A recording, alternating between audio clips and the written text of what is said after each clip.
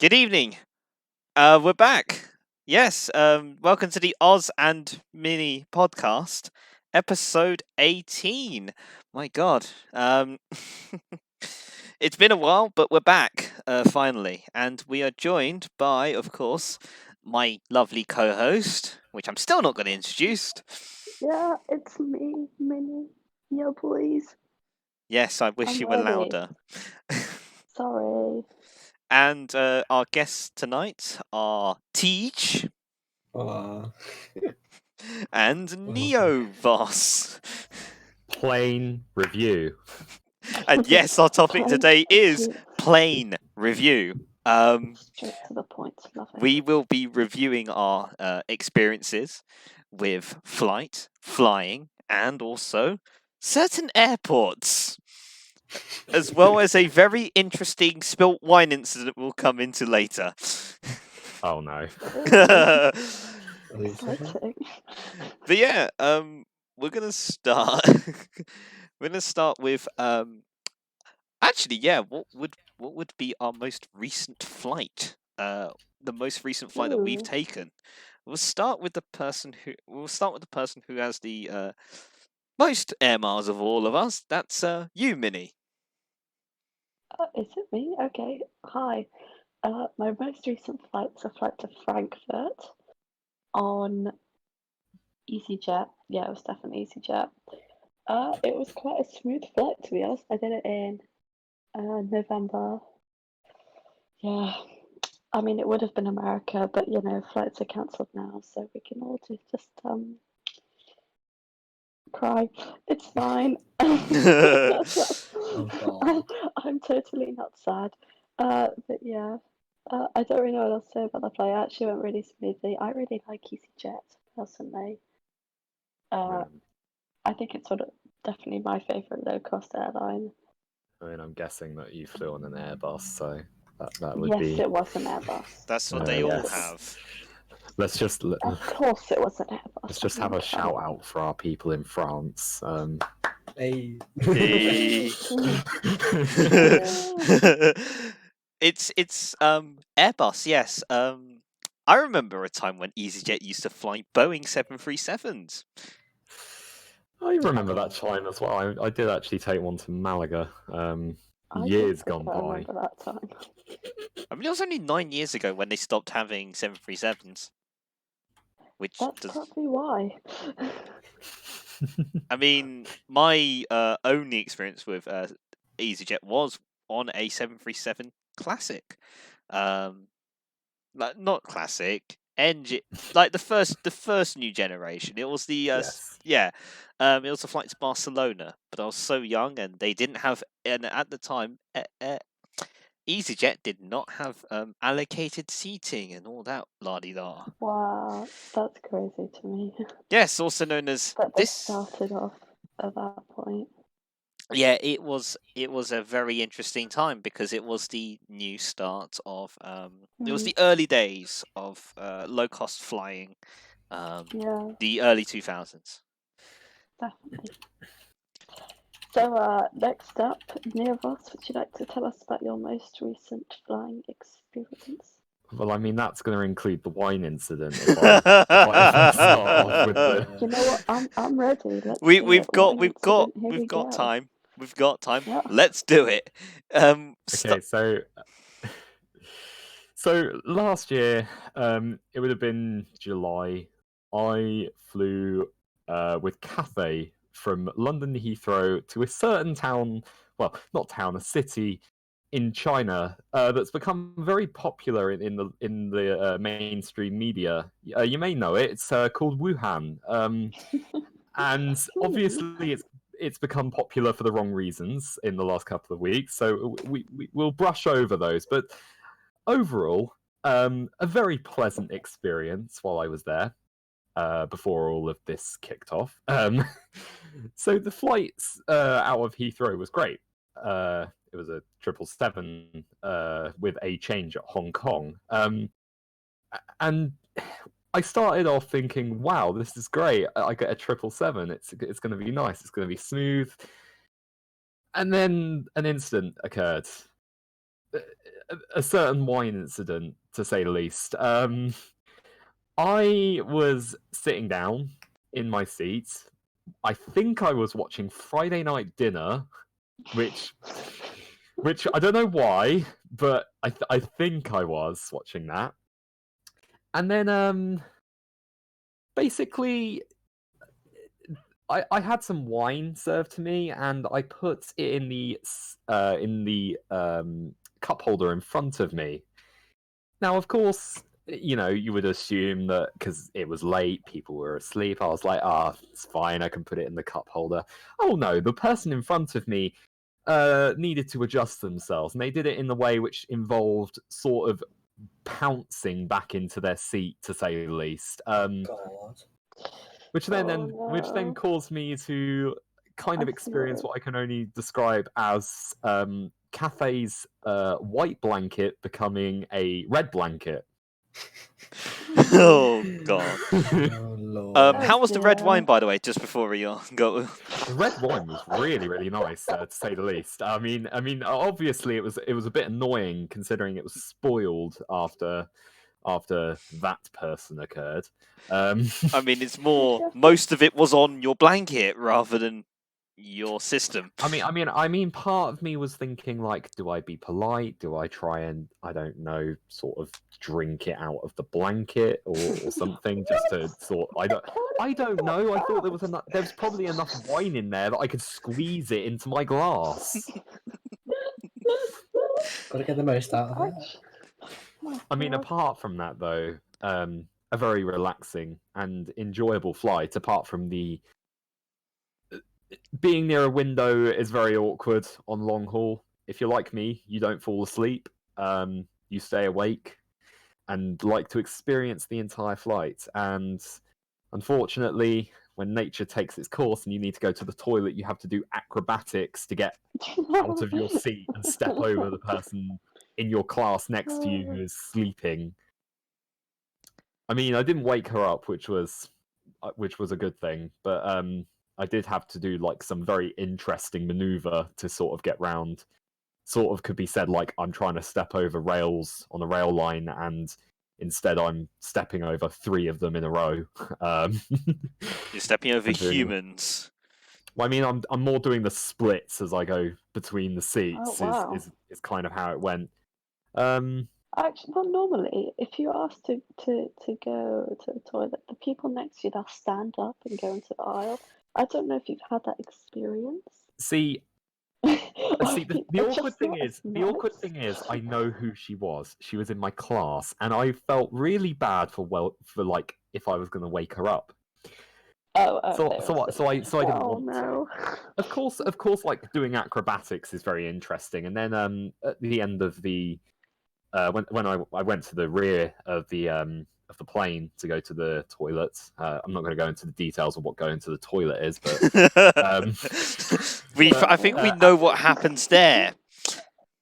I came back out and then I had to do acrobatics to get back in, which was also quite interesting. But then it was even better when the flight attendants approached me and asked, "Would you like a snack?" Didn't go for a snack. I went for another meal. Pot noodles? Yes, the noodle pots. Oh yeah. I will say they are really good. Yes. If you ever fly Cathay, you need them. Like, just ask for as many as you can because they're really good. Oh yeah, you can get those pot noodles in Chinese supermarkets. But yes, indeed. Oh god, I love them. I remember vegetarian. I don't know, but they. Okay. I don't know for certain, but what I do know is the ones that the pots that they do, they're amazing. You can obviously, I think they're called cup noodles. Yeah, and it is you get them on Cathay flights. I once got it on a KLM flight heading to Manila. But other than that, it was mainly Cathay Pacific flights that I got them on, and my god, I miss them. I mean, to say the least, it was quite nice as well to fly to Wuhan at the time I did, because we were actually also thinking of taking the high-speed rail from Wuhan to Hong Kong, but then decided against it while we were out there because of obvious protest reasons, which Oh, kind of made us very scared about our connecting flight when we got back. To say the least, it was fine. We had around half an hour to connect, and that was doable, to say the least. My lecturer was shopping for some reason halfway through, which kind of made me sort of have an anxiety attack of me missing the plane, not missing the plane, but seeing my Oh, lecturer dear. at the terminal as the doors were being locked. I mean, at least we flew out of Heathrow, because the other option would have been to fly from Birmingham International Airport to Paris Charles de Gaulle and connect onto Air France, which, if I'm honest, I don't want to fly Air France. So I don't know about you guys, but I feel like they are very. no, they're very no. I can't really express my disappointment with that airline as a whole. I mean, at least it's not as fucked as when EasyJet did their booking system failures. Oh, oh yeah. I mean, I've flown Air France before. It was 08, I think, 2008. So it's quite a while ago. And my God, I didn't like it. I think it got to the point where myself and mother said, "Yeah, we will never fly Air France again." And it was the only time I've ever felt disappointed at an airport, at a flight, even a short haul flight. Because obviously I flew from London to Paris, and then from Paris on a 777. Which, by the way, if you start ruining 777s like Scoot normally does, how on earth are you going to live? But yeah, anyway, they ruined the 777 flight down to Houston and back again. So, and connecting, and Paris Charles de Gaulle, I do remember one incident that I had there out of the times I connected. Yeah, what happened was, young me, with some lemon Fanta, I managed to drop it, and the first instance I do was decide to open it for some reason. Yeah, let's just say Wow. I had lemon Fanta all over me, and we somehow had quite a lot of time in Paris Charles de Gaulle to sort out the to sort out the mess that ensued. But yes, Paris Charles de Gaulle brings back that memory, as well as the fact that one thing I do distinctly remember is it just felt like a really bland airport that was long to connect. It didn't feel nice. The Air France flights were the landings on the short haul London Paris London flight was hard, fast, and firm, to say the least. But at least we actually managed to get on the ground safely. I mean, I can't really say the same for my last flight, although I do recall a very hard landing at Birmingham International during crosswinds, which would have been with Monarch. Don't know who remembers them. Yeah. And all I can describe it as is slamming into the earth as quickly as possible. A320? Yeah.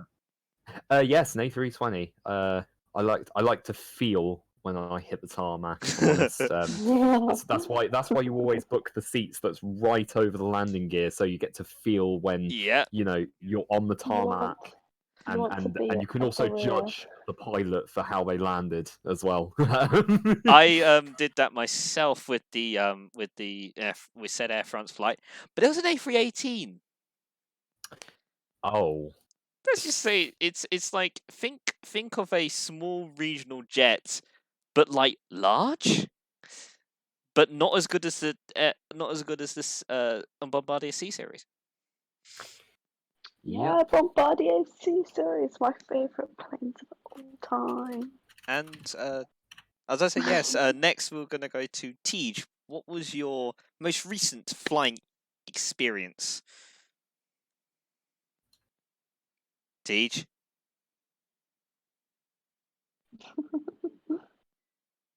I don't think he has anything to say that we've mentioned the word monarch. I think that might have caused him to start crying in laughter. I don't know. It always gets to me, airline failures as well, to say the least. The latest one, obviously, being Thomas Cook and Flyby. and well, yes, Flyby. actually, Flyby is first. I did actually take some photos of jets at Birmingham Airport. Jets, you mean props? Well, props. Well, I say that there was a few jets. Oh yeah, because Flyby have some Embraer one. Embraers. Yeah. Yeah. God, it feels weird. Flyby It is feels gone. it feels weird talking about the fact that Flyby is dead. Not really.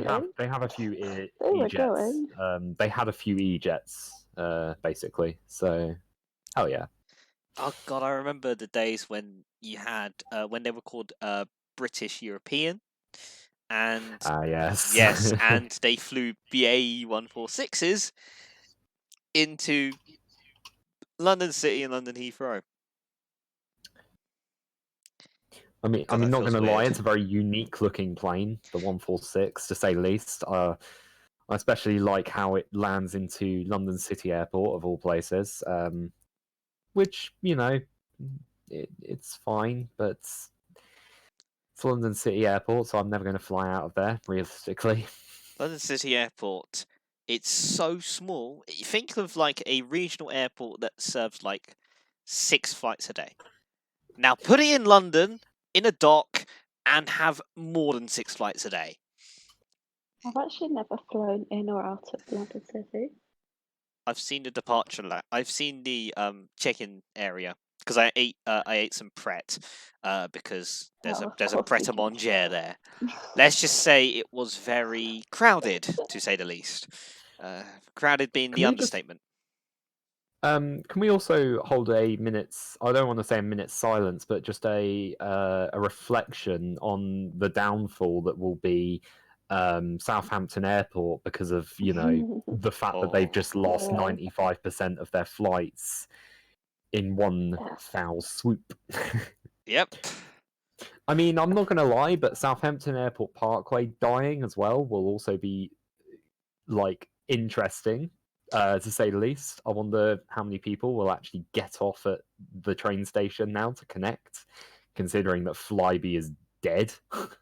I mean, to be fair though, Eastern Airways and Loganair, the two former franchisees of Flybe, are stepping in to graciously help Southampton Airport by flying small regional props into lovely Southampton. And yeah, does anyone remember Southampton being owned by BAA? See, all I can't wait for is the passenger statistics to just have a massive drop off from 2019 to 2020's numbers. There's just going to be sort of a cliff edge downfall in passenger numbers after the death of Flybe, which will be interesting to say the least. Or when that taxi company that went, wasn't it? Yeah, taxi yes. company also went bust. Yeah, because no, they voluntarily liquidated themselves. Voluntarily, oh god. Also, Bankrupt. oh yes, Teach, welcome. You're back. Shall we talk about you want to talk about your most recent flying experience? My most recent flight experience with the beautiful airline that was Flybe.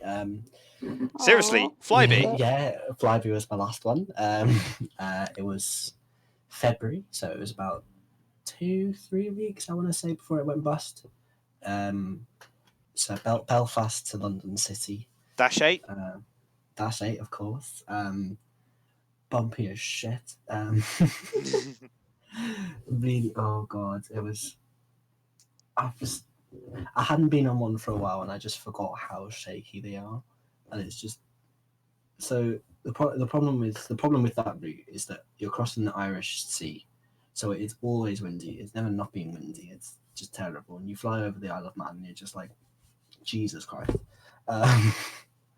and you just come into London City, and you're just a bit sick. And you're like, I really wish I wasn't doing that. Oh. Oh yeah, the steep approach. Well, we had the shit one because knowing my luck, always got to come in across East London. You can see beautiful Essex. No. Yeah. Also, I also had a thought. You also went into London City. How did you also fly out of London City? No, I took the ferry there. Hey, you did a good thing. How rough was the on sidetrack? Because I've experienced the ferry myself. How rough was it? I hate ferries, so I'm a bit biased. Terrible. It was terrible. Try sleeping on a ferry at 2 a.m. and it's quite rough. Let's just say it was a very interesting experience. But yeah, also, flying Flybe, you're one of the few that managed to, one, get a Flybe account, and two, actually fly Flybe. I, meanwhile, got a Flybe account, but that's it. I got a Flybe account about 20 minutes before they shut the website down, just because I wanted the Flybe account. Hey, I get to give my details to administrators. Why not? Okay. I mean, at least it was useful for me because I flew Flybe a lot because they're the main operators, the Isle of Man. So, I don't know who it's going to be now. I've forgotten who's taking over. But currently no one. Seriously, no one. Actually, I just had a thought though. Knowing all of you lot, I know that we've all flown with now defunct airlines. Neo with Monarch, Teisj with, as aforementioned, Flybe, Mini with Air Berlin, and myself with all the pre-merged American airlines that have now made United. Oh God. So actually, we're gonna go and reverse into a nostalgia trip into defunct airlines. Yeah. Oh yeah, also I completely forgot though, my own most recent flying experience just before that, because Yes. how I forgot myself for some reason. Great job. Me too. I forgot myself. That's a great start. Yeah, most recent flying experience was British Airways on a lovely. No, it wasn't lovely. It was a 777-200 operated by British Airways, but like it had the IFE from 2008. It was a 777-200. It felt like I'd just been plonked into myself 10 years ago when I flew. Ironic, was it 10 years ago or something like closer to about 10 years ago, where I flew the same flights on a 777 with the same experience. It felt exactly the same, but only more disappointing because it'd been 10 years and British Airways hadn't sort of like updated their product. It felt really lackluster heading home on a 777. At least when I got home, I managed to get into the country and stay awake. But yeah, that was a underwhelming British Airways experience in terms of product, hard product. Staff, always top notch. I like the staff at British Airways. Totally not biased, because mother being a former employee of British Airways and me wearing a British Airways scarf constantly. But seriously though, they're pretty darn good. On the way to Houston, I was lucky that I got a 747 rotation. Because during the summer of last year, it was like June. During that time last year, they were putting 747s randomly on certain American rotations, and just so happened that one of the two Houston ones was going to be a 7-4. I got on it. I was really happy. We had a half-empty flight, and food is normal. It's normal. The service was excellent. I had a talk with with at least one of the staff on board about the 7-4s, so it was pretty good. I was pretty pleased that I got a 7-4, and I had a bulkhead seat, so legroom was decent. Didn't have any wine incidents because I had no one in front of me.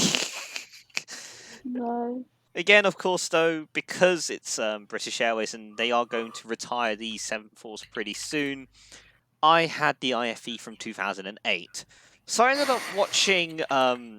So imagine watching on a 6 or 7-inch screen or something like that. No, actually, 8-inch screen. Imagine watching in an 8-inch screen that's really bulky, that's really hard to remove from the from its where it's supposed to be at the bottom, in between the seats. It consistently jammed about half the time. When I put it down. Imagine watching Bohemian Rhapsody on that small screen. God. All I can say is I'm pretty happy that I had headphones that worked really well for the audio jack, because I had a great audio experience, but a very annoying visual experience with a very slow touchscreen that sort of it's calibrated a little bit off. Luckily, I had no connections to deal with because it was direct flights. Oh yeah, on the way back, I do remember we were delayed a bit, so I finished my Panda Express before we got on the flight. Yes, I ate Panda Express orange chicken, their famous orange chicken. But yeah, overall good experience. I would I fly British Airways again? Yes, but if I get a 787 or a 777-300, because the 777-200s haven't been refurbished yet, and the 7-4s are going to be withdrawn. So my advice is, if you want to get your 7-4s, once this whole situation is over, get your 7-4s. Because whilst they're still there. And now we will talk about the aforementioned defunct airlines. Because you mentioned a little bit of it already. We're going to start with Neo. Your experience with Monarch. I've never flown a really? charter airline before. Oh, okay. So No, I want to never. know your experience, because I've had my fair share of experiences of people telling me about charter airlines, but never the experience of it. We'll start with Okay, you, Neo. so Monarch was the airline of choice for my family. We went yearly to Malaga to an apartment. It's like a holiday home, pretty much. And we always flew with Monarch. We've always, like, they've always flown with my grandparents have always flown Monarch, and so it's sort of just been the airline of choice for years. All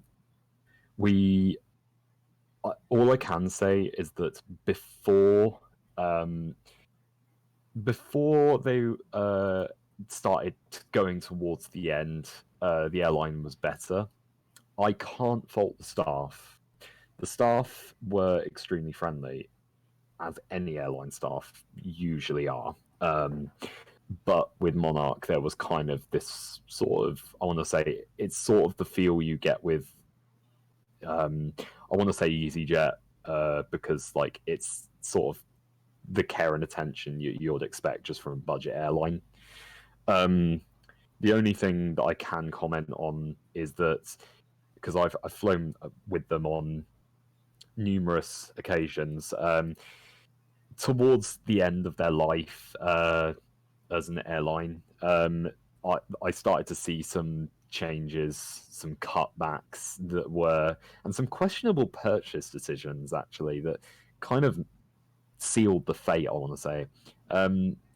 Like, for example, I mean, as Monarch was dying, I remember getting on the last flight that I actually got on was in 2017, the year that they did go bust.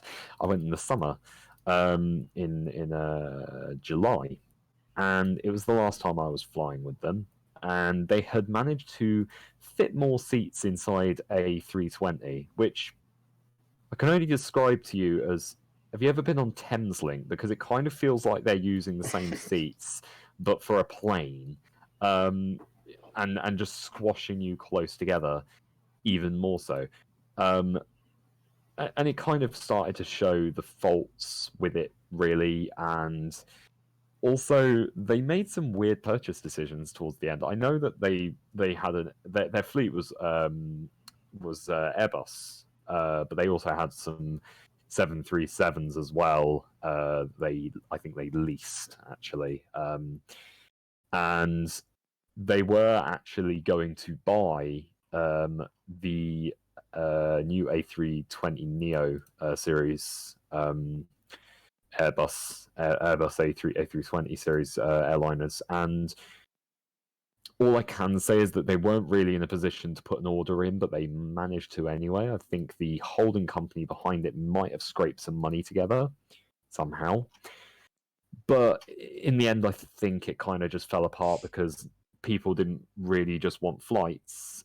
They wanted package holidays. And if I was completely honest, they were terrible at that, but great just for flights. So I don't know. I didn't just fly with them though. I've had many experiences with other airlines to Spain. Iberia being one of the others, which was actually quite nice. British Airways being interesting. I didn't have the displeasure of using BMI Baby, but that was Oh, that was its own thing. I know someone who did fly with them and was delayed at, I think it was Stansted for, I think it was around 3 hours actually. Yeah, no, there was no point in that airline, not to me anyway. But yeah, Monarch as a whole, great first of all, but then towards the end started to fall apart, and it was upsetting because flying with them as a kid, you sort of just grow to love the like their staff and the brand, and just seeing them die was kind of upsetting, considering how long they've been running as well. Like I mean, Monarch was operating since 67 or 68 or something. 67. Yeah, 67. That, to me, that just feels like it felt like a massive loss, just kind of aviation history, I'd say, of British aviation history. But yeah, they couldn't compete, so that's kind of it for Monarch. I mean, Yeah, yeah. I mean, by the way, they ordered 737 Maxes. Oh, did they? Oh, Yeah, I it was thought they was. 737 Maxes in 2014. Oh, well, I mean,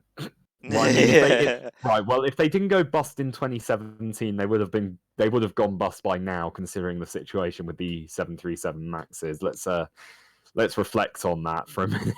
Yeah. Also, this is the most ironic thing for I'm looking on their Wikipedia article. The of the A321s that they had, four of them were purchased by and delivered to Thomas Cook Airlines after Monarch went bust. Yep. And a bit ironic that later on Thomas Cook themselves fell down the trap and died, to say the least. Well, I mean, the only Mm. thing I can say about Thomas Cook and Monarch going bust is that it must have really hurt Birmingham Airport to find that out because, well, bye half of the footfall, to say the least. Also, Flybe going bust is very bad for them, considering that's... I mean, I've got a photo of a desolate terminal area that was the Flybe terminal. That I used to code name it myself because all of the check-in desks, apart from select 4, were all Flybe, and there was Flybe branding everywhere. So part of me was like, Oh yeah, it was that whole subsection. Hmm. Because obviously all the other airlines use check-ins that are further down the terminal. So Flybe dying is bad. Monarch dying is bad. But I mean, also, was it Thomas Cook that has died? People Yeah. rumoring now that it's like Jet 2 might be next. I think Jet 2's next, I agree. I mean, I if don't Jet 2 know, if but- Jet 2 is next, then I mean, I wouldn't be surprised. First of all, I know that their rebrand has kind of worked, but not great. I mean, who remembers when they were named Channel Express? I mean, Oh yes, Channel Express. Channel Express was a funny story. When they, like, from what I can see, I hope they don't go completely bust because obviously, if they do, then well, I mean, Birmingham International is completely Screwed. effed. Like, yeah, I mean, they've got TUI, but you know, like, that's kind of it. It's Birmingham Airport at the moment is random long haul flights, TUI. That's pretty much it. To I be mean, fair, I hope they don't get to the point where Air India is just the only thing keeping them alive. Well, I think the funniest thing Oh, to see no. about Birmingham Airport was the fact that when Monarch went bust, there was a different airline that took over Hmm. for I don't know how long. I'm pretty sure only a year or 2. Primera Air or something. Oh, Primera, no, yeah. Yeah, they don't. took Yeah. over for a very short period of time on those routes that Monarch had, and then died. Didn't they instantly. had aspirations to get A321, the extended one, the extended range ones? Yeah. And fly Well- transatlantic. Well, they were flying transatlantic with 737s. That was a thing already, because they had a ridiculous business. It was perfect if you were like, it was perfect for people like me because like I could get to New York for about 70 quid, I think it was at their best. Obviously not great for them because they then subsequently couldn't afford anything because they were advertised they were the cheap transatlantic airline, and nowadays it's like Norwegian or WestJet or something like that. And obviously their business model wasn't sustainable, so of course they're gone now. But their planes are still around. I don't know who has them now, but they've still got the whole Premier livery on them because you see them at Stansted. Yeah, it's I mean- A321 Neos. It just I felt mean, weird. we could, if we're talking about weird business ventures and airlines, then we can always mention Wow Air as well, and how crazy the downfall was of the Icelandic low-cost carrier that everyone sort of knew about and then completely played it wrong and died. It's like Yeah.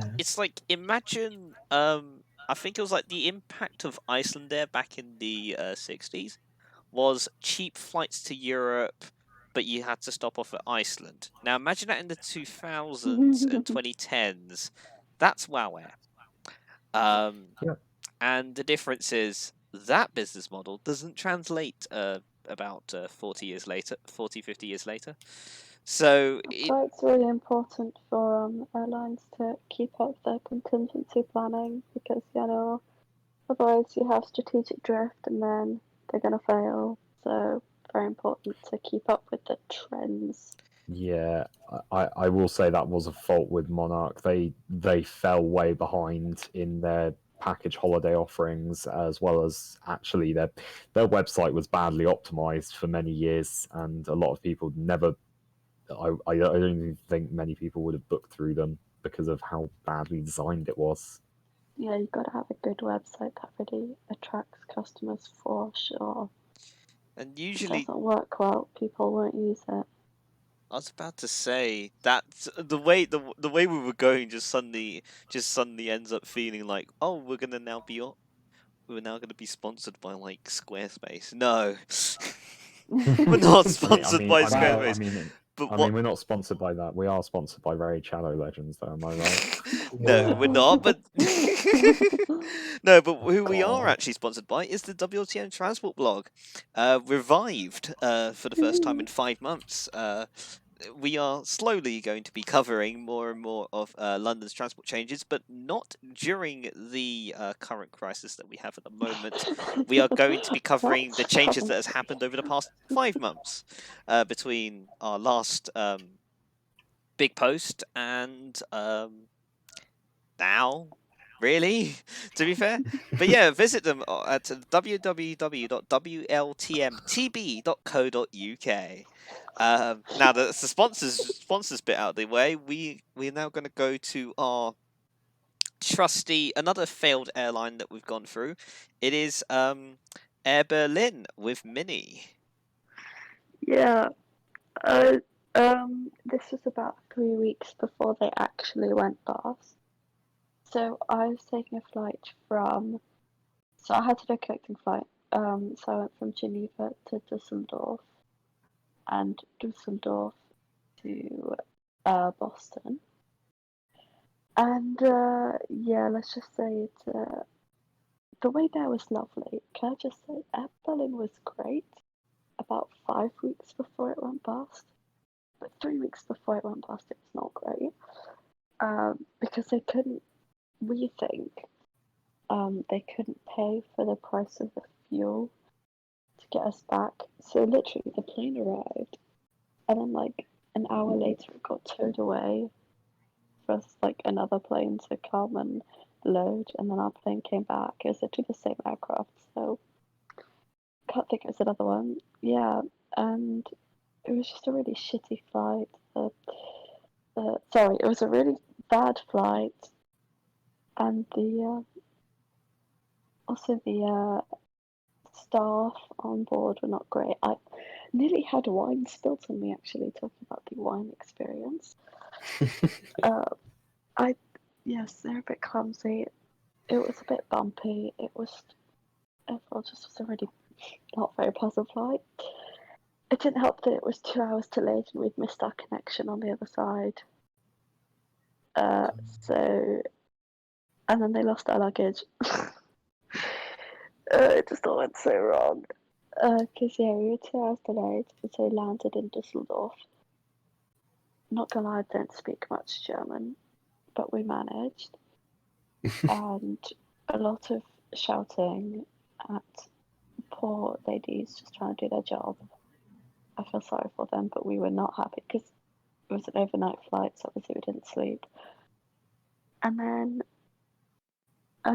yeah, landing was terrible. Don't even remember what kind of aircraft it was, but it wasn't that important to me. And then we got on an Austrian flight to Austria, and then a connecting, probably Austrian flight to Geneva.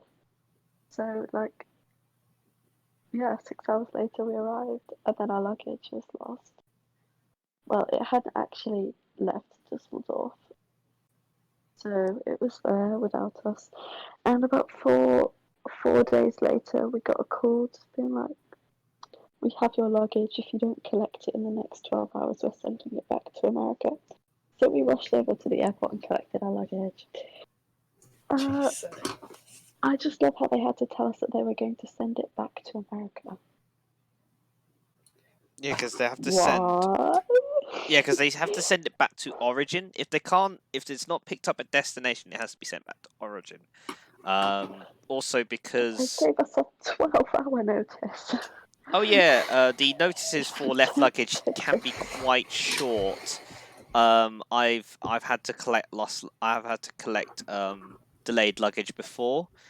This was during a very short connection that I do want to talk about.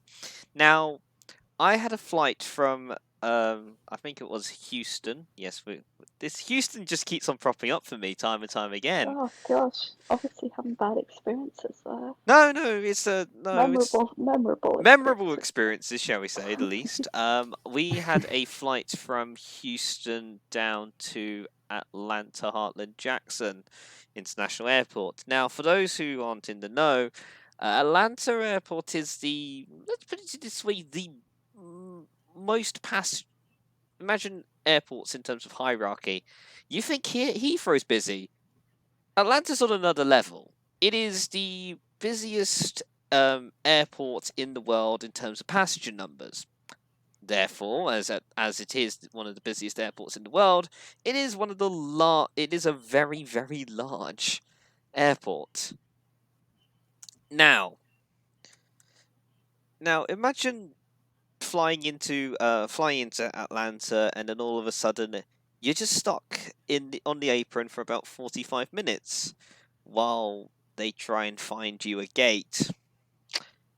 Yeah, your connection to your second flight is an hour.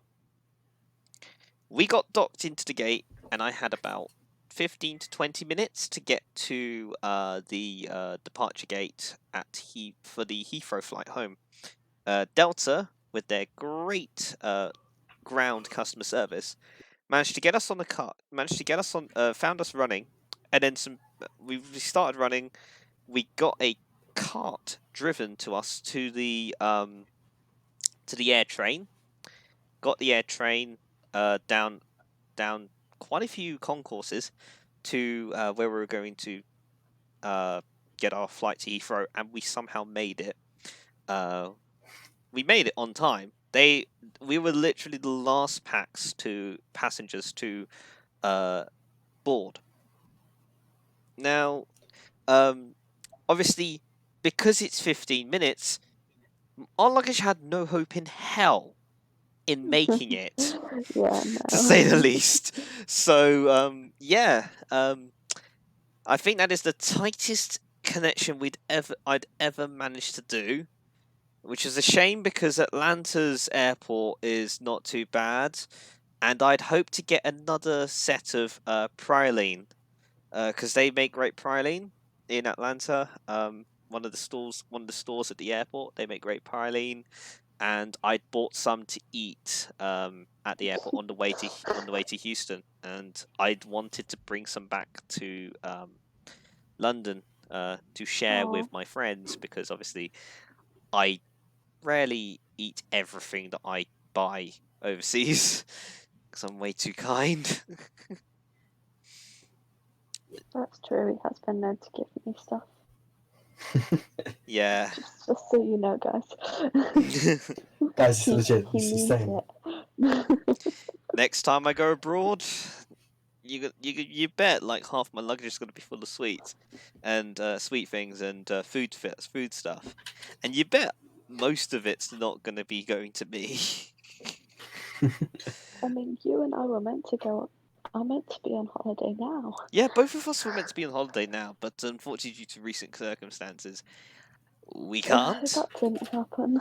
Yeah, you would have flown British Airways down to Boston, wouldn't you? Yes. And I was going to fly Thai Airways via Bangkok to Manila.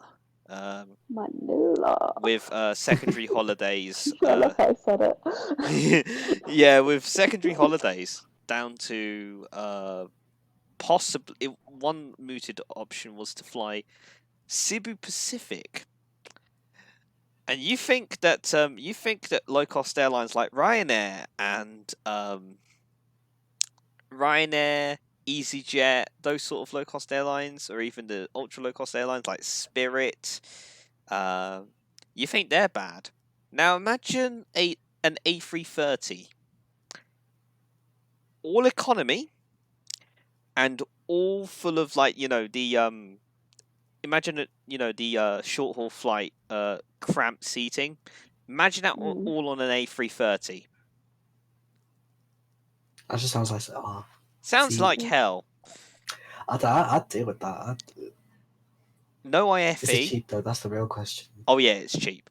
No IFE and no and food purchases obviously being you have to pre-order your food and stuff like that. You have to pay for your food basically. Now, now flying to Japan isn't too much time, to say at least, to endure that. Now, imagine doing that to Dubai from the Philippines. That's about an 8-hour flight with no IFE and no legroom. Ooh. But yeah. I mean, well, at least it's cheap though. That's the thing, Oh yeah, it's cheap. It is really cheap. Listen, you can't really expect much. I mean, like, Not gonna lie. it's the same with Primera. Like, you were paying like 70 quid to get to New York. I don't care. You get what you pay for. I mean, if they go bust, then you get what you pay for. I mean, 70 quid is kind of, I was about to say, you get what you pay for. Nothing. Yeah, I mean, exactly. They just don't turn up, and you have to go call up MasterCard and ask them for your money back. Is it always MasterCard?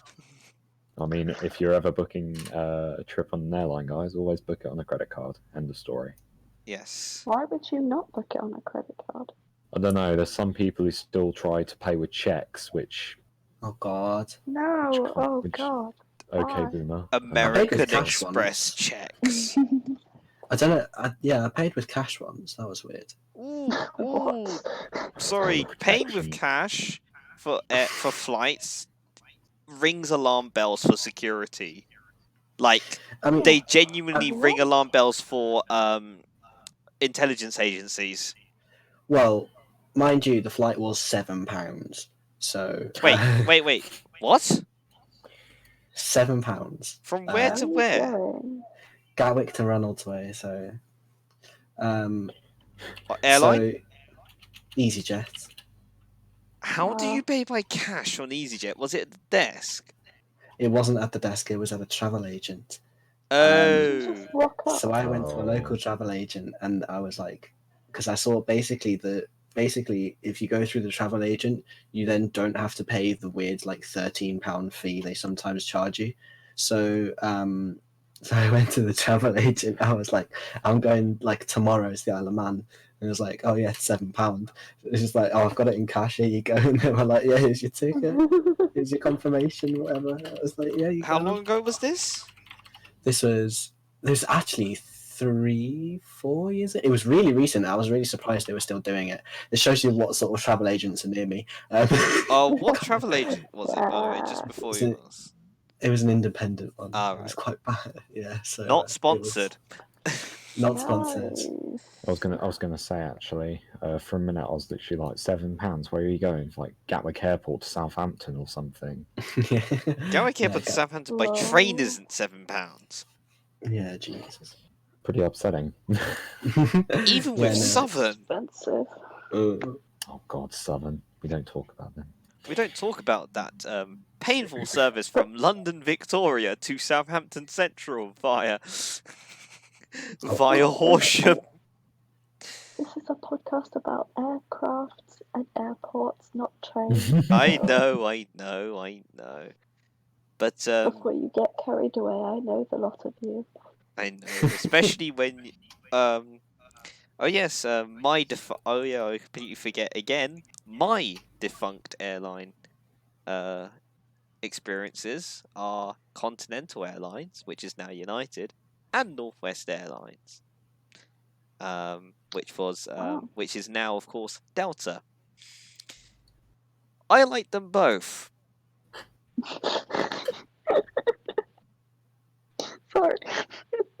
What? And Delta. I like them both.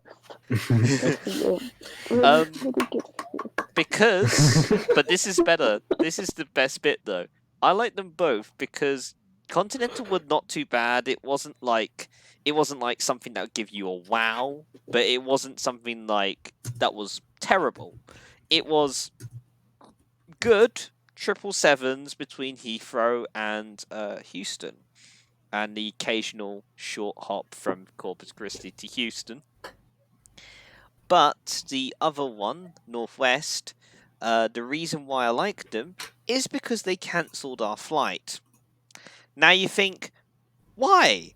Why is cancelling a flight good? Well, You do, yes. yeah, well, let's just say one, it shortened a very long connection at Minneapolis. But two, more importantly, um, oh yeah, I had a double cancel on connection at Northwest and somehow still like them because one, it allowed me to explore Minneapolis, but two, more importantly, I managed to get a flight on a McDonnell Douglas MD-80. Ooh. All gone now. They're all gone, but we got because our flight from San Antonio to Minneapolis was cancelled. We were booked via Dallas instead. So one, yay, we got an MD-80 flight because I was actually surprised that we got a mainline flight. So pretty much imagine young me flying a really like a jet that I'd only flown like once before with SAS, but as I was really small, that was really nice. The second flight was a CRJ flying from the south to the north. It just felt weird, but yeah, American short haul flights, boring, but I like them when they put you on really nice planes. That's something at least. How they got there. So now we're going to talk about. Is there anything more you want? Anything like more you want to talk about specifically in terms of like any experiences that you really want to talk about? We'll start with Teisj. Air Canada. Sorry. Ooh. Air Canada is so nice. God damn it. Gonna shoot me for saying this, but they're 787. Oh, spicy. Basically, I was thinking. So I was coming back from Toronto. By the way, Toronto airport kind of shit. Not gonna lie, Toronto Pearson, that is. Because it's like being in a casino. The entire airport, minus the connections bit of the arrivals and whatnot. That's fine. No, the departures bit. You're in like a huge circle, and like every single seat has an iPad at it, and the constant adverts. Like it's nice because you can order food to wherever you are in the airport from wherever. But it's a bit like you want me to spend too much money here, don't you?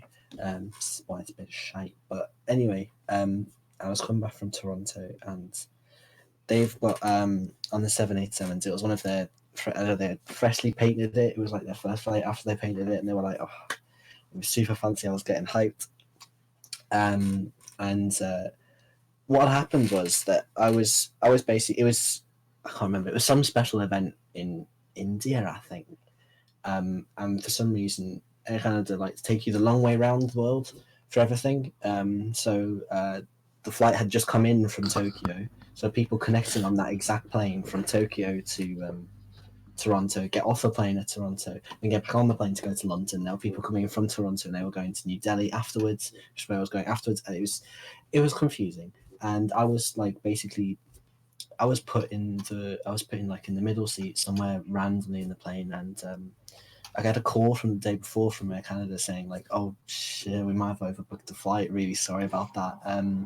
We see like London is your final destination, and I'd already flown with them 2 days before to come from Chicago, and they were like, "Oh yeah, do you want to just like you get priority boarding and you get to sit in the back seats, which you usually have to pay more for in economy." I was like, "Yeah, I'm having that. Oh, we're gonna do that. I love that." I was like, so I come down to the airport. I was like, yeah, we're gonna have a great time. I was flying by myself, so it was a bit awkward, but you know. And like the seats at the back are actually so nice. So usually, I think you have to pay $50 more for them, but they're just standard like width economy seats. But you get way more legroom because they're all at an angle, and instead of being 343, it's 242. So you get that. I mean, you get the shift foods because you get served last, but for the amount of legroom that you get, and you get lots of width, and like you're right next to the toilet, so it's easy for people like me. I was like, oh, it's so nice. I was just like, yes, thank you very much. But then there's the problem with the Heathrow Airport gates. It's kind of ruined it for me because they send all British citizens through the gates, the automated gates. So of course I got sent through, and they were like, yeah, and like my passport photo has short hair, and I no longer have short hair. So yeah. I was telling the guy at the gate, I was like, yeah, it's not going to work. And they were like, I was just going anyway. I know it's not going to work. I'm just going to go to the other guy. I was like, no, you're getting in the damn gate. I was like, oh, sorry, love. Just, stood there for like 10 minutes looking like a muppet trying to scan my passport. It's like, oh, you don't look like who you look like. Till someone's like, oh, just go there. And, and apparently now I'm on Heathrow's database. So that's fun. You're in Heathrow's database for what? They took a picture of me and they took my name and they took everything. They were just like, "Oh yeah, you know." That's like, oh, all right. Ah, nice. They probably need to update their system if they can't even tell what someone with a long short hair looks like. It's because it depends on the automated passport gates and how much you've changed. It's a lot harder for younger people to get through the automated gates. I think because of the way we evolve. I was about to say evolve? No, grow. Grow, yeah. Grow is a better term.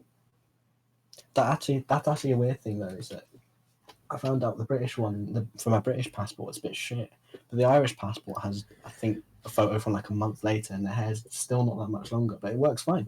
The Irish one has never not worked. It depends. All I can say is it depends, really. Yeah. Yeah. So I've just started travelling on my Irish passport everywhere. I was like, yeah, nothing that. Hey, you still get the EU freedom of movement after next year, so hey. Yeah, it's great. Neo, is there any other notable experiences you want to talk about? Or has Notable has the wine spilt and bled deep past the blanket? I don't really have many more notable experiences on airlines. On other methods of transport, yes, but that's for another podcast. That's for another day. We have plenty of stories of eventful things on other services. Honestly. Minnie, is there any other I mean, I do a lot of flying. I think what's it last year? Like not last year, but the year before. I think I flew 20 times in a year, so that's quite impressive. So I have a lot of experience. And which airline did you fly with mostly during that time? Swiss. Hey. Oh, I love Swiss. What aircraft did you fly with most of the time? Oh my god. Also known as the Airbus A220. No, we don't say that. No, it's a C-series. Shush. I mean... But yeah, it's like my favourite thing in the world. Like, I mean, there's one statement that will probably trigger Neo more than you to get triggered. What? Now. It's to do with HSTs, but we'll gloss over that one. I swear to God, it's not this podcast, honestly. It's coming. But in any case, I don't. Yeah, but yes, we've talked about our latest experiences. We've talked about wine. We've talked about defunct airlines, and we've talked about well, in my case, a short connection. And certainly a very interesting haircut and haircut comparison. I mean, and I do think, yeah, this is all we've got time for now. So we give thanks to our two guests. We give thanks to Neo. It was a pleasure. We give thanks to Teisj. You're welcome. We give thanks to a Mini. Thank you. And I have And we give thank you to Osric for hosting this. your co-host. Yeah, but I didn't have to do any computer stuff. I've been playing The Sims 4 the entire time. Hey. And I have to give thanks to myself, but I also give thanks to our sponsor, the WLTM Transport blog, covering London's bus changes when we eventually manage to do it. WLTM Transport blog. Visit them at www.wltmtb.co.uk. And thank you so much. This is obviously obviously due to the virus spreading. Yes, we will be doing more of these. It's quite Yeah, fun to look get forward back to into the it. groove for the first time. And yeah, we'll be bidding you a good night. Good night, everyone.